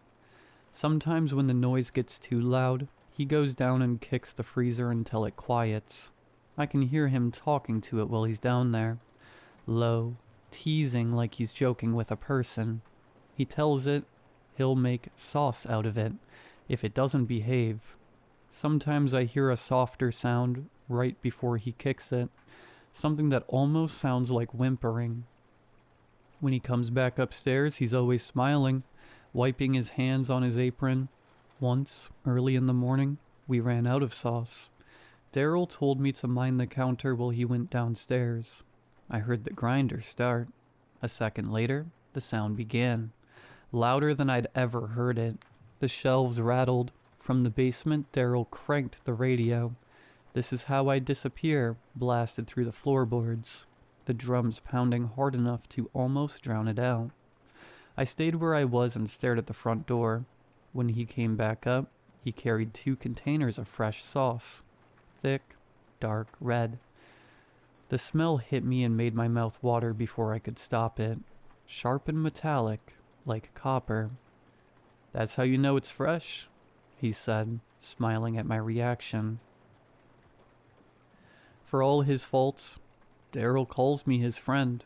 Daryl loves classic first-person shooters, older Call of Duty titles, Halo.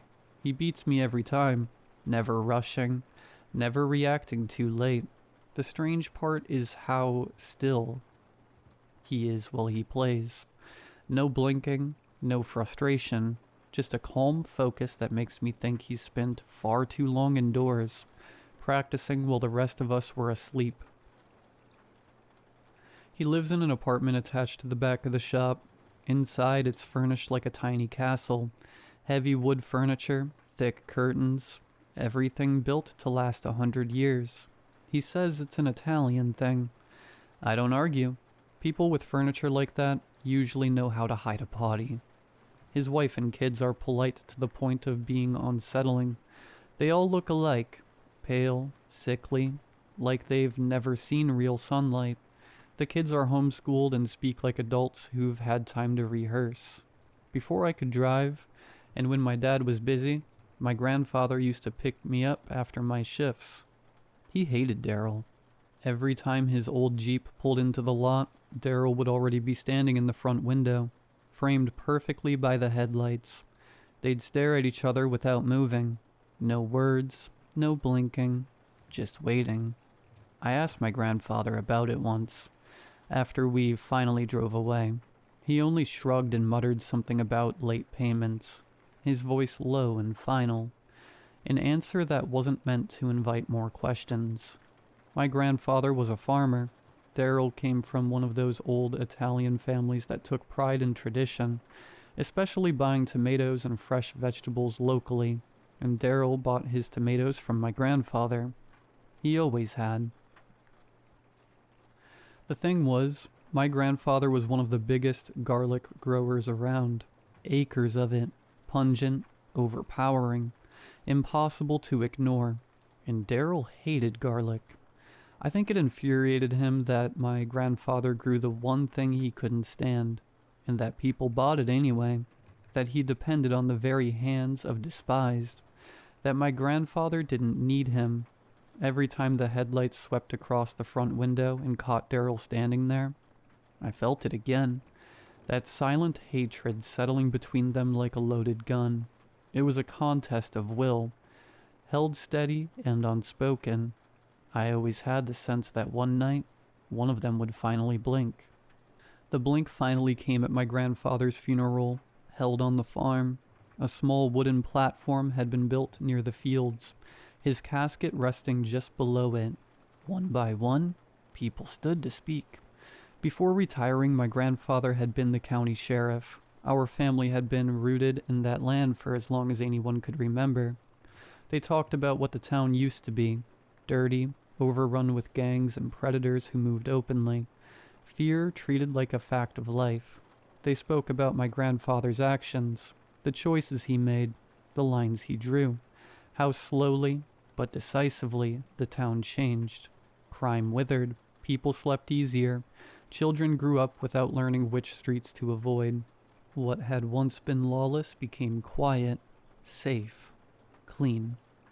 The sun slipped beneath the horizon as the last speaker sat down. A few lights flickered on. A fire burned nearby, steady and low. I wasn't paying much attention until I looked up and saw the next man approaching the platform, moving slowly between the old wooden folding chairs. I froze. It was Daryl. He didn't so much walk as drift, as if the ground had loosened its hold on him.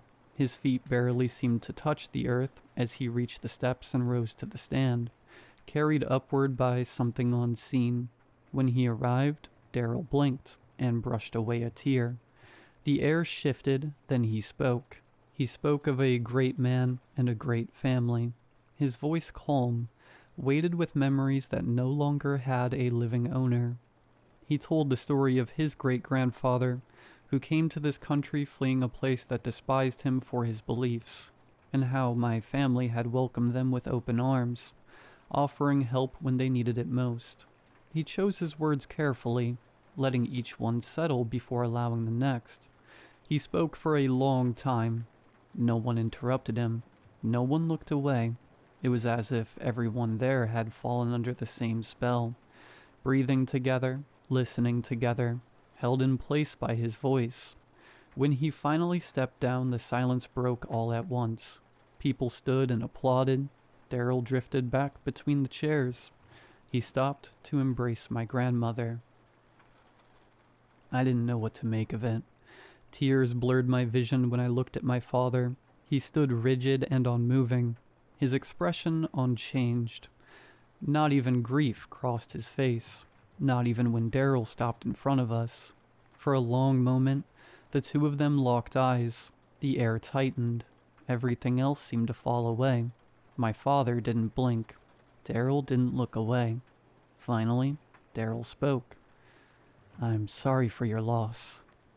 The words were gentle, almost kind, but something about them felt wrong, rehearsed, as if they had been spoken before, as if they would be spoken again.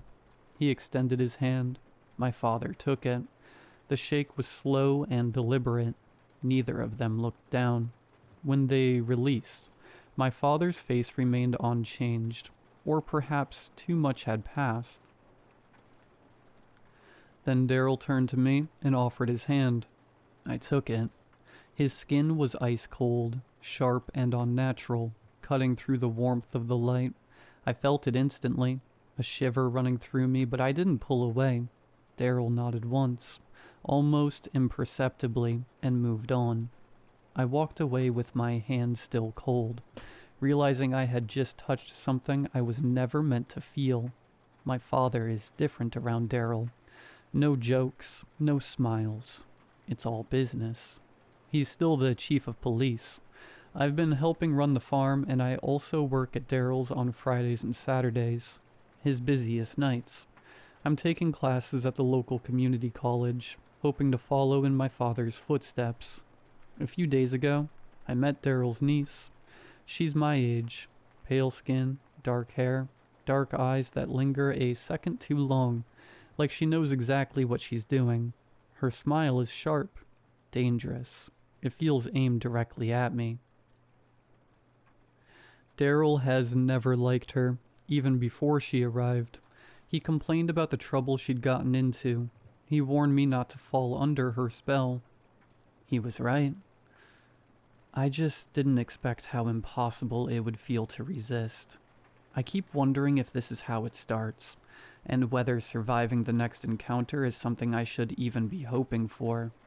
That night, Daryl left me and her to clean up when he delivered. The last couple of pizzas I was mopping, when she caught my eyes and tilted her head. That same sharp, knowing smile lingering. "Uncle Daryl said it would be okay," she whispered. "I need help." Before I could think, she took my hand and led me toward the basement. I wanted to pull away, to stop, but my body wouldn't respond. It was like my hand wasn't mine. Step by step, she guided me down the stairs. The air grew colder with each step. The kitchen light faded. and shadows stretched around us, thick and suffocating. Then, from the darkness behind us, I heard the faint scrape of boots on the stairs. Daryl had entered. He was quiet, deliberate, and I felt his gaze before I even saw him. The basement seemed to swallow him, and the last bit of light disappeared, leaving only the chill and the oppressive quiet. I remember the smell first, then the sound of the grinder starting somewhere behind me. I woke up in the kitchen just before sunrise, alone, my clothes stiff with something dark and sticky. The basement door was closed. The shop was spotless. Daryl was already at the counter, humming along to the radio, stirring a fresh pot of sauce. "You should go home," he said without looking at me. "You've got another shift tonight." I didn't ask him how long I'd been out, or what happened. My hands were shaking so badly I could barely unlock my car. I didn't look back. I'm home now, sitting at my computer, trying to get this down while it still feels real. My clothes are in the trash. My hands still smell wrong no matter how many times I wash them. I have a few hours before I'm supposed to be back at Daryl's. I don't know if writing this will help. I don't know if anyone will believe me. I just know I don't have much time left.